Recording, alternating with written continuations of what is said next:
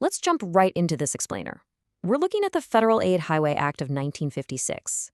Signed into law by President Dwight D. Eisenhower, this wasn't just some run-of-the-mill construction project. No, it was this colossal piece of legislation that literally reshaped the nation. I mean, it rewired our urban structures and pretty much forged a completely new American economic geography from the ground up. So let's unpack exactly how that happened. It all really starts with a simple but honestly massive question. How did America pave itself?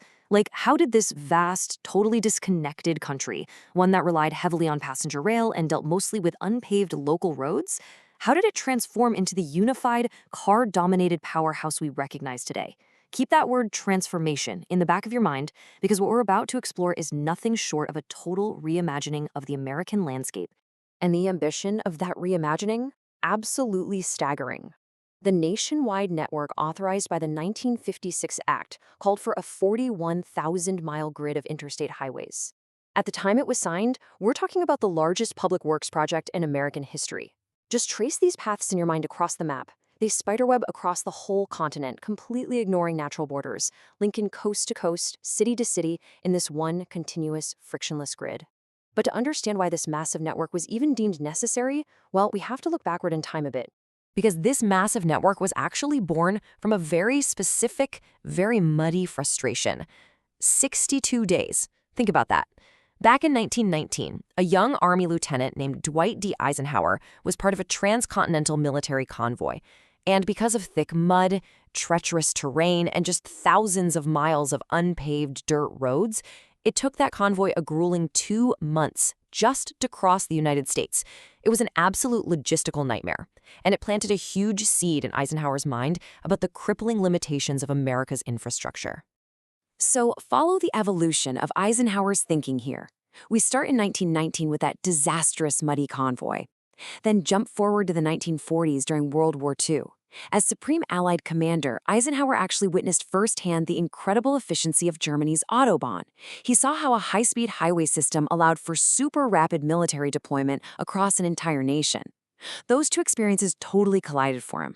So by 1956, when President Eisenhower put pen to paper to sign the Highway Act, his military background was actually a massive driving force behind it. And that military influence, it is absolutely vital to understanding the whole project. You see, the interstate highway system wasn't just pitched to the public as, a convenient way to take family road trips. It was actively sold as a critical Cold War national defense strategy. At the height of nuclear anxiety, these wide, straight highways were specifically designed to allow for the rapid evacuation of major cities in the event of an atomic strike. Plus, they gave the military a way to move troops and heavy equipment across the continent without relying completely on vulnerable railroad hubs, which were obvious prime targets. It was quite literally infrastructure functioning as national security. So, what does a continent-spanning, nuclear evacuation-ready, high-speed logistical network actually cost? Try $25 billion. And hey, that's a 1956 money. To put that into perspective for our modern economy, that is the equivalent of over $280 billion today. I mean, it was just a staggering financial commitment to build out this continental system. But of course, authorizing the money is one thing. Actually paying for it without completely bankrupting the general treasury, well, that's a whole different challenge. To actually pull it off, the legislation created the Highway Trust Fund. The real trick was getting the states on board to actually build these massive roads. So the federal government came in and offered this irresistible deal, a 90-10 split. With the federal government offering to cover an astounding 90% of the construction costs, the states only had to foot 10% of the bill. It's no surprise this huge federal subsidy heavily incentivized state governments to prioritize building highways as fast as humanly possible. They were often choosing to lay down pavement instead of investing in mass transit, which frankly didn't receive anywhere near that same kind of generous financial backing. But you might be wondering, where did the federal government's 90% even come from? Well, it didn't come from general income taxes. Actually, the Highway Trust Fund was designed as this totally self-sustaining economic engine. It was funded entirely by a dedicated gasoline tax, which was initially set at just 3 cents per gallon, alongside some taxes on tires and heavy vehicles. So every single time an American filled up their tank, they were directly funding the construction of the exact next mile of road. And wow, this financial engine worked perfectly. It turned blueprints rapidly into reality. The physical building phase was just immense. Actual construction on roads like I-70 kicked off an unprecedented era of expansion. The sheer volume of earth moved, the concrete poured, the steel laid down, It triggered an immediate logistical and physical transformation across the entire landscape. Those conceptual plans were suddenly becoming these massive trenches and overpasses carved right through the American terrain. All that concrete brought on the intended benefits big time, fueling three massive transformations that essentially birthed modern America. First up, the rise of suburbia. Cheap, fast access to city centers fueled explosive suburban growth, like the famous Levitt towns.